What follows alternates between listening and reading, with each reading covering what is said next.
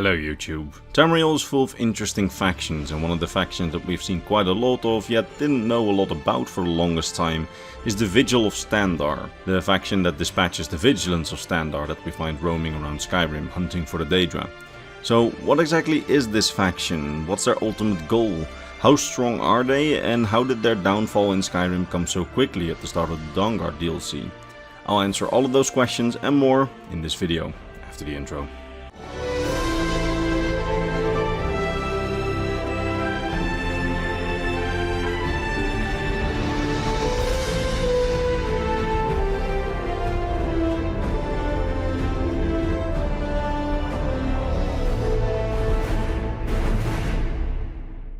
So, the Vigilants of Stendarr, or the Vigil of Stendarr as the faction is called.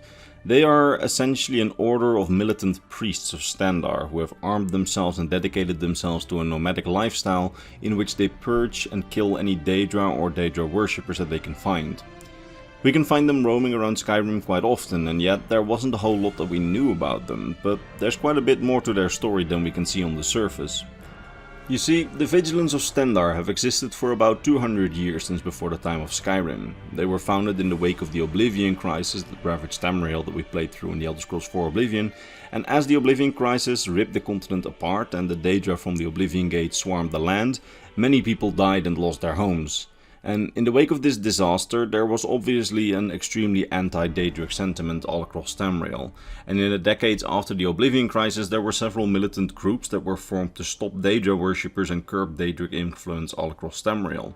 A good example of one of these groups is the Keepers of the Razor, who were trying to destroy the remnants of the Mythic Dawn, the instigators of the Oblivion crisis, all across Tamriel after the crisis. But one other of these militant groups was the Vigil of Stendarr, priests of Stendarr, the god of mercy, who took up arms to protect Tamriel against further Daedric threats. It's likely that in their inception they were inspired by an organization that existed hundreds of years ago, known as the Resolutes of Stendarr, who were very similar in that they were also a group of warrior priests of Stendarr who sought to protect Tamriel from the Daedra, although they also specifically targeted dangerous beasts, vampires and necromancy.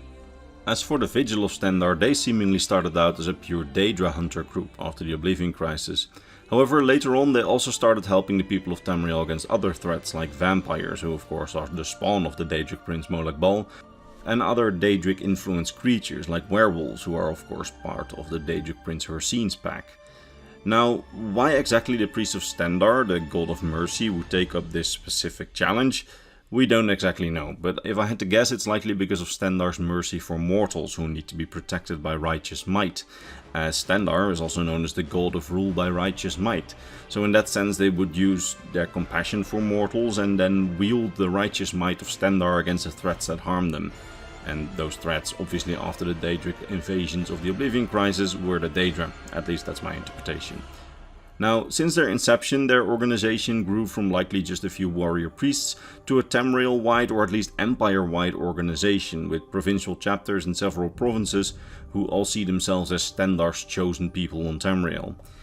Each provincial chapter would be led by a so-called keeper and would maintain bases inside their respective province for their members to rest and train, called Halls of the Vigilant. However, most members would not be stationed permanently at one of those bases, as while their bases are meant for respite, training and study, most members only spend a short time there as they travel the land in small groups, trying to help people of Tamriel against the Daedric influence. In some cases they actively try to find and root out Daedra worshippers where they travel, and in other cases they are called up upon by the local population to visit them and help them against the Daedra or Daedric worshippers. But they're far more than just a militant order.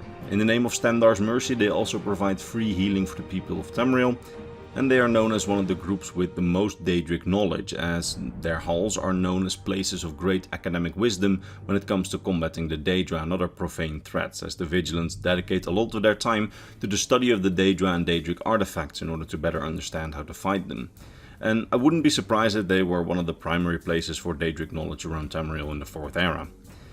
Now, that having been said, it's not like they are universally admired on all of Tamriel. While they do good work, it does seem like at least some of the citizens see them as overzealous, and often brand them as witch hunters, probably meaning that they sometimes go a little bit too far and look for threats which aren't always there.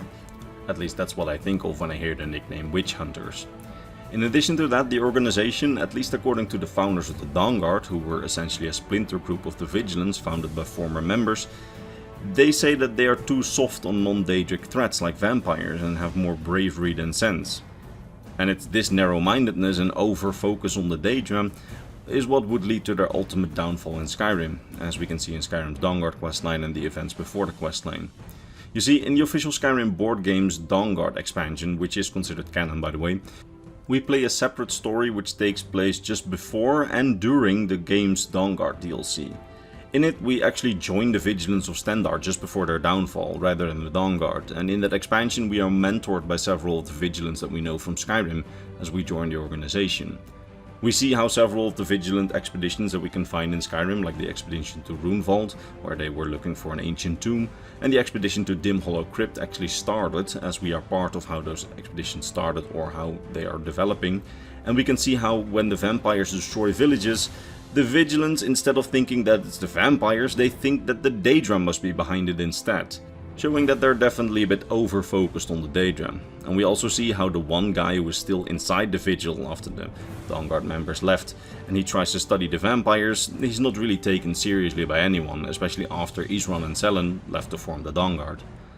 And that would ultimately be their demise, as we see during the questline that Adavald, the guy who is actually still studying the vampires, he finds out about Dim Hollow Crypt and the potential vampire artifact within, which is of course Serana, as we find out in the video games DLC.